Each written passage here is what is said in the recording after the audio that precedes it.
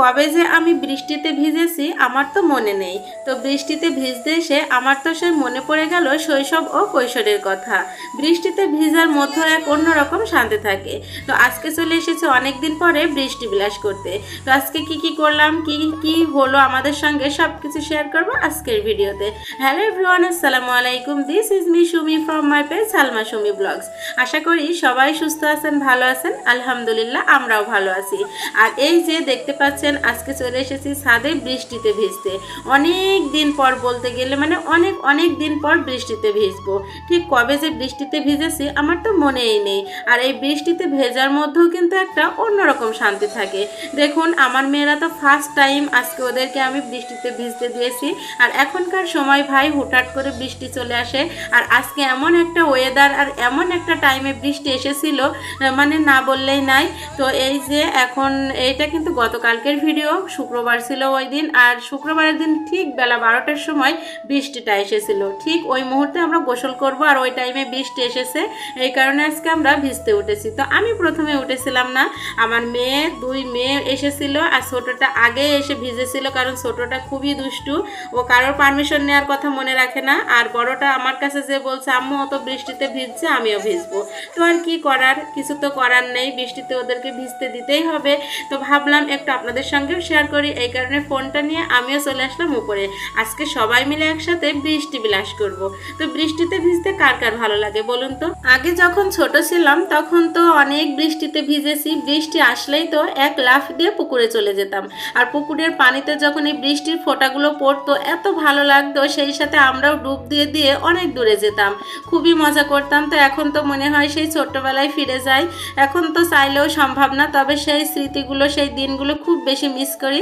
আর এইদিকে এই যে আমার ছোট মেয়ে এখানে একটা বড় ছাতা রাখা ছিল, দেখতেই পাচ্ছেন ভিতরে তার আছে, চেয়ার আছে। তো এখানে কাজ করছিল, এই কারণে ছাতাটা মেলা আছে। আর আমার মেয়ে তো এটাকে দেখে বলছিল আম্মু এটা হলো কক্সবাজার। তো খুবই এনজয় করছে। আর সাথে যে আমাদের গাছগুলো, তো গাছগুলো দেখছি বৃষ্টি বিলাস করছে, বেশ ভালোই লাগছিল। আমি তো গাছে দেখে অবাক হয়ে গিয়েছি যে আমার আম গাছগুলোতে এত সুন্দর সুন্দর আম এসেছে। অনেকগুলো দেখছি আম এসেছে, প্রায় 10-12টার মতো। খুবই ভালো লাগছিল দেখে গাছের ফলগুলো।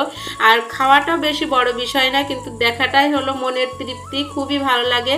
আজকে এত পরিমাণ বৃষ্টি হয়েছিল, তো বৃষ্টির পানিতে এই যে একদম পুকুর বেঁধে গিয়েছিল। তো গ্রামে যখন পুকুর থাকে ওই পুকুরে একদম বৃষ্টির পানিতে কিন্তু পুকুরটা ভরাট হয়ে যায়, সেই রকম অবস্থা। আমার মেয়েরা তো এই বৃষ্টির পানিটাকে পুকুর মনে করে এর মধ্যে গোসল করছিল। তো খুবই এনজয় করছে ওরা, ফার্স্ট টাইম যেহেতু বৃষ্টিতে ভিজছে এই কারণে বেশি এনজয় করছে। আর আমি যে কবে বৃষ্টিতে ভিজেছি আমার তো ঠিক মনে নেই। তো আমিও ওদের সাথে একটু বৃষ্টির ফিল নিচ্ছিলাম। তো এখন একটু বৃষ্টিটা কমে গিয়েছিল, তো ভাবলাম আমার মেয়ের সাথে একটু দুষ্টুমি করি। তো আমার মেয়েকে এমন ঘুরানি দিয়েছি, মেয়ে তো হাসতে হাসতে শেষ। যাই হোক, খুবই মিস করি সেই সময়টাকে। এই বৃষ্টির সময় পুকুরে নামলে তো ভাই 1 ঘন্টা প্লাস কি 2 ঘন্টা এরকম একদম মানে গোসল করতে করতে আমার হয়। তো আপনাদের কার কার হয়েছে এরকম অবশ্যই কমেন্ট করবেন। গোসল করতে করতে দেখবেন এই যে ঠোঁটের উপরে এই নাকের নিচে একদম একটা কাদা মানে কি কাদা কালারের একটা প্রলেপ পড়তো। তো আপনাদের পড়েছে কিনা অবশ্যই কমেন্ট করে জানাবেন। তো মার পিঠ না খেয়ে হয়তো পুকুর থেকে কোনো দিন উঠেনি মার কাছ থেকে। তো আমার মেয়েরাও সেরকম করছে, পুকুরে নামলে আমার মা লাঠি হাতে করে নিয়ে যে বলবে ওঠ ওঠ, তারপরে উঠেছি। তো আমার মেয়েরাও আজকে দেখুন ঠিক সেম ওই রকমই করছে। এতবার করে বলছি উঠে আসো, তারপরেও তারা উঠছে না, যেহেতু তারা পানি পেয়েছে খুব খুশি। তারপরে এই যে মোটর ছেড়ে দিয়েছি, এখন এই যে গোসল করবার ছোটোটার কাণ্ড দেখুন, ছাতা নিয়ে তারপরে গোসল করছে, এত দুষ্টু। যাই হোক, এই ছিল আমাদের আজকে বৃষ্টিতে ভেজার ভিডিও। কেমন লাগলো অবশ্যই কমেন্ট করবেন, ভালো লাগলে পেজটিতে ফলো দিয়ে শেয়ার করে দিবেন। আল্লাহ হাফেজ।